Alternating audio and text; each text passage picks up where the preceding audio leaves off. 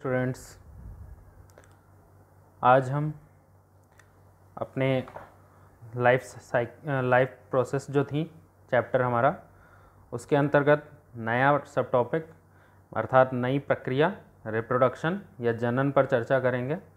उससे पहले एक छोटा सा टॉपिक है वृद्धि ग्रोथ पर चर्चा कर लेते हैं। वृद्धि जो है वो शरीर के भागों को, पूरे शरीर की जब हम वृद्धि करते हैं तो वो सेल डिवीज़न अर्थात कोशिका विभाजन के द्वारा होती है। और वृद्धि एवं विकास जो है वो जीवन के लक्षण हैं, उनमें से एक होते हैं, और प्रत्येक जीवधारी जो है वो वृद्धि करता है। तो इसी तरह हम देखते भी हैं अपने वर्तमान में कि बालक जो है कुछ समय में बड़ा होकर युवक हो जाता है। इसी तरह पेड़ जो है वो अंकुरित बीज होकर पौधा और वृक्ष बन जाता है। तो जीवधारी जो भी हैं इनमें इस तरीके से बढ़ने की जो क्रिया होती है इसे ही हम वृद्धि कहते हैं। तो हमारा जो प्रतिदिन का अनुभव है वो ये बताता है कि जीव जंतु एवं पेड़ पौधे वृद्धि करते हैं, और वृद्धि के कारण हमारे जीव जो हैं उनके आकार एवं आयतन में परिवर्तन आता है। और जीवों में वृद्धि के समय कोशिका विभाजन द्वारा संख्या में वृद्धि करती हैं और फिर आकार और आकृति में परिवर्तन हमको दिखाई देता है। तो इस प्रकार कोशिकाओं में जब वृद्धि होती है तो उन्हीं के कारण शरीर के ऊतक और अंगों के आकारों में भी वृद्धि होती हुई हमें दिखाई देती है। अब हम बात करते हैं रिप्रोडक्शन की, जनन की। ये प्रक्रिया जो है वो सजीवों का एक प्रमुख लक्षण है, क्योंकि नई संतति कोशिकाओं, नए जीव का उत्पन्न होना ये रिप्रोडक्शन की प्रोसेस के माध्यम से ही संभव है। तो इसमें जो है जनन का अर्थ ही होता है कि एक जीव का अपने ही प्रकार के जीव को जन्म देना प्रजनन कहलाता है। और प्रजनन जो है वो जीवन की एक स्वाभाविक प्रक्रिया है। जंतु हों चाहे पौधे हों, वो सब जनन की क्षमता रखते हैं। सभी जीव समान समय के साथ साथ वृद्धि करते हैं और अंततः मृत्यु को प्राप्त करते हैं। तो पौधे जो हैं, चाहे वो किसी प्रजाति को हों चाहे जंतु हों, इन्हें अपना अस्तित्व बनाए रखने के लिए प्रजनन करना आवश्यक होता है, क्योंकि जीवों में प्रजनन ना हो तो प्रत्येक जीव की जाति जो है उसकी मृत्यु के साथ ही समाप्त हो जाएगी, और एक ऐसा समय आ जाएगा जब पृथ्वी पर कोई भी जीव रहेगा ही नहीं। तो प्रजनन द्वारा ही जातियों की उत्पत्ति संभव है, अर्थात प्रजनन से ही जीवन में कंटिन्यूटी, निरंतरता या सततता सुनिश्चित होती है। अब हम बात कर लेते हैं कि कई प्रकार से जनन की प्रक्रियाएँ कई तरीके से होती हैं, जिसमें हम मुख्यतः दो जानते हैं, लैंगिक एवं अलैंगिक। इसके अलावा जब हम ओवरऑल रिप्रोडक्शन की बात करते हैं तो इसमें प्लांट्स में हमारे पाई जाती है वेजिटेटिव रिप्रोडक्शन अर्थात कायिक जनन, उस पर भी चर्चा करते हैं, जिसको हम कायिक या वर्धी जनन भी कहते हैं। तो इसके अकॉर्डिंग हमारे पास तीन प्रक्रियाएं हैं। पहला है वर्धी जनन या कायिक जनन, दूसरा है लैंगिक जनन और तीसरा है लैंगिक जनन। वेजिटेटिव रिप्रोडक्शंस, एसेक्सुअल रिप्रोडक्शन और सेक्सुअल रिप्रोडक्शन। तो सबसे पहले हम बात करते हैं वेजिटेटिव रिप्रोडक्शन की। वेजिटेटिव रिप्रोडक्शन जो है हमारा वो प्रायः पौधों में पाया जाता है। ये पौधे के वर्धी भाग जैसे जड़, तना और पत्ती से नए पौधे का जन्म होता है तो हम उसे वर्धी प्रजनन कहते हैं। ऐसे पौधे बिना बीज के भी उगाए जाते हैं, जैसे सतावर, शकरकंद, डहेलिया आदि की जड़ों को जब मिट्टी में बोया जाता है तो उनसे नए पौधे उत्पन्न होते हैं। तो वर्धी प्रजनन से उत्पन्न पौधे जनक पौधे के समान ही होते हैं और उसके गुणों को वो बनाए रखते हैं। साथ ही साथ अधिक पैदावार और उपयोगी पौधों के गुणों को बनाए रखने के लिए ही वर्धी प्रजनन कराए जाते हैं। अब हम बात करते हैं एसेक्सुअल रिप्रोडक्शन अर्थात अलैंगिक जनन की। अलैंगिक जनन जो है इसमें भी नए जीव की उत्पत्ति एक ही जनक से होती है, अर्थात सेक्सुअल प्रोसेस नहीं की जाती है, सिर्फ एक ही जनक के माध्यम से आगे की जो जीव है उसकी उत्पत्ति होती है। इसमें अलैंगिक प्रजनन जो है ये भी चार प्रकार की प्रक्रियाओं से होता है। पहला है विखंडन द्वारा, फ्रेगमेंटेशन। ये विधि जो है एक कोश के जीव करते हैं। इनका जीव का जो पूरा शरीर है वो दो भागों में बढ़ जाता है, और इसमें पहले केंद्रक का, न्यूक्लियस का विभाजन होता है और फिर कोशिकाएं जो हैं वो दो कोशिकाओं में बढ़ जाती हैं। इसमें विखंडन द्वारा है वो ज़्यादातर बैक्टीरिया, जीवाणु, अमीबा, युग्लिना आदि जितने भी माइक्रो ऑर्गेनिजम्स हैं ये सब प्रजनन करते हैं।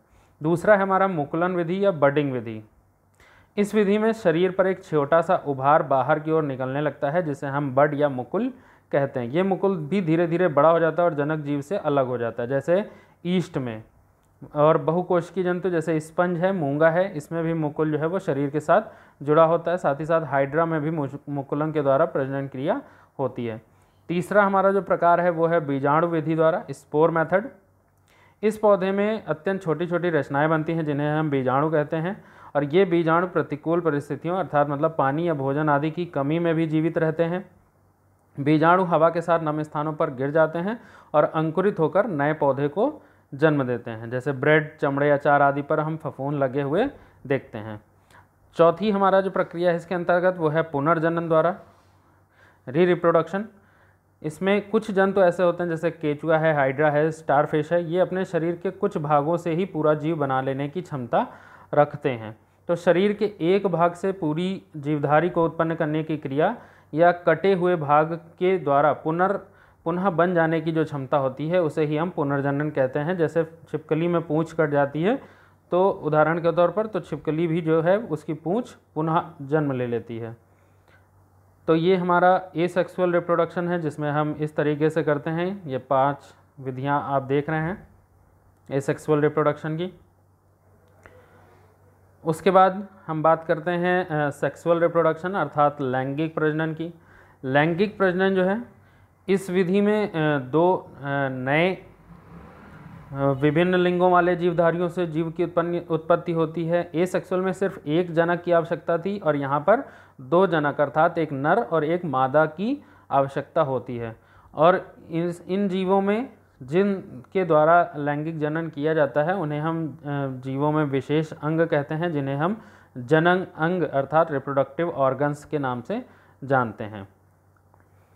रिप्रोडक्टिव ऑर्गन्स में जब हम सबसे पहले जंतुओं की बात करते हैं अर्थात एनिमल्स की, इनमें जब सेक्सुअल रिप्रोडक्शन होता है तो इसमें हम जो मेल रिप्रोडक्टिव ऑर्गन होता है उसे हम वृषण टेस्टिस कहते हैं।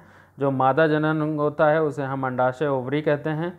इन अंगों में ही युग्मक उत्पन्न होते हैं और वृषण में नर युग्मक शुक्राणु बनते हैं और अंडाशय में मादा युग्मक अंडाणु बनते हैं। तो शुक्राणु और अंडाणु के आपस में संयोजन से युग्मनज अथवा जाइगोट बनता है और इस क्रिया को हम फर्टिलाइजेशन या निषेचन कहते हैं। इस युग्मनज में विभाजन एवं विशिष्ट परिवर्तन होते हैं जिससे नया जीव बन जाता है। अधिकांश जीवों में नर या मादा जनन अंग जो हैं वो अलग अलग पाए जाते हैं। ऐसे जंतुओं को हम एक लिंगी जंतु कहते हैं तथा कुछ होते हैं जैसे एग्जाम्पल के तौर पर एक लिंगी हैं जैसे मनुष्य, मछली, मेढक, चिड़िया। और जब नर और मादा जनन अंग एक ही जंतु में पाए जाते हैं तो इन्हें हम द्विलिंगी जंतु कहते हैं जैसे केंचुआ। केंचुआ एक एग्जाम्पल है जिसमें नर और मादा जनन अंग दोनों एक ही में पाए जाते हैं। अब हम बात करते हैं पौधों में लैंगिक प्रजनन की, सेक्सुअल रिप्रोडक्शन इन प्लांट्स। इसमें पुष्पी पौधों के जनन अंग जो हैं वो पुष्प में पाए जाते हैं। पुष्प भी एक लिंगी होते हैं, इसीलिए इनमें मेल ऑर्गन और फीमेल ऑर्गन दोनों होते हैं जैसे लौकी, कद्दू। तथा द्विलिंगी जो होते हैं जैसे मटर, सरसों, गुड़हल। सामान्यतः एक लिंगी पुष्प कम मिलते हैं। पुष्प के जो नर जनन अंग होते हैं उसको हम पुंकेसर अर्थात एंड्रोशियम कहते हैं और जो मादा जनन अंग होता है उसको हम स्त्री केसर कहते हैं अर्थात गाइनोशियम। तो ये प्रक्रियाएं हैं vegetative reproduction, asexual reproduction, sexual reproduction, जिनके माध्यम से समस्त जीव चाहे वो पौधे हों और चाहे वो जंतु हों वो सभी अपनी प्रजनन की क्रिया को पूरा करते हैं और अपने जैसी नई संतान उत्पन्न करने की क्षमता रखते हैं। अब इसी के साथ हम बात कर लेते हैं छोटा सा एक और टॉपिक है साथ में, ट्रांसपिरेशन, वाष्पोत्सर्जन। ये जो है वाष्पोत्सर्जन की क्रिया जो है इसमें पौधे मृदा से, मिट्टी से जल एवं खनिज पदार्थ का निरंतर अवशोषण करते रहते हैं और पौधे अवशोषित जल का लगभग 1% अपनी जैविक क्रियाओं में प्रयोग करते हैं। शेष जल पौधे के वायवीय भागों में जलवाष्प के रूप में बाहर निकल जाता है। तो पौधे के वायवीय भागों में होने वाली इस जलहानि को हम वाष्पोत्सर्जन या ट्रांसपिरेशन कहते हैं। ट्रांसपिरेशन के कई 3 प्रकार हैं। पहला है रंध्रीय वाष्पोत्सर्जन, स्टोमेटल ट्रांसपायरेशन। रंध्र जो हैं वो मुख्यतया पत्तियों पर पाए जाते हैं। रंध्रों से जलवाष्प विसरण द्वारा वायुमंडल में चली जाती है और लगभग 90% वाष्पोत्सर्जन रंध्रों द्वारा होता है। दूसरा है उपत्वचीय वाष्पोत्सर्जन, क्यूटिकुलर ट्रांसपिरेशन। ये बाह्य त्वचा पर उपत्वचा या उपचम क्यूटिकल की जो लेयर पाई जाती है, ये वाष्पोत्सर्जन की दर को कम करती है और कुछ मात्रा में जलवाष्प उपत्वचा से विसरण द्वारा वायुमंडल में चली जाती है, तो इसे हम उपत्वचीय वाष्पोत्सर्जन कहते हैं। ये कुल वाष्पोत्सर्जन का लगभग 3 से 9% होता है। तीसरा है हमारा वातरंध्रीय वाष्पोत्सर्जन अर्थात लेंटिकुलर ट्रांसपिरेशन। कोष्ठीय पौधों के तने और शाखाओं पर उपस्थित वातरंध्रों लेंटिसल्स से कुछ जलवाष्प विसरित हो जाती है, इसे हम वातरंध्रीय वाष्पोत्सर्जन कहते हैं। तो ये कुल वाष्पोत्सर्जन का लगभग 1% भाग होता है। इसी के साथ ये हमारा लास्ट टॉपिक था जिसमें हम मतलब अर्थात लास्ट टॉपिक का अर्थ ये है कि इस चैप्टर जो हमारी लाइफ प्रोसेसेस थी, जीवन की क्रियाएं, ये हमारा चैप्टर कंप्लीट होता है। नेक्स्ट वीडियो में नए चैप्टर के साथ।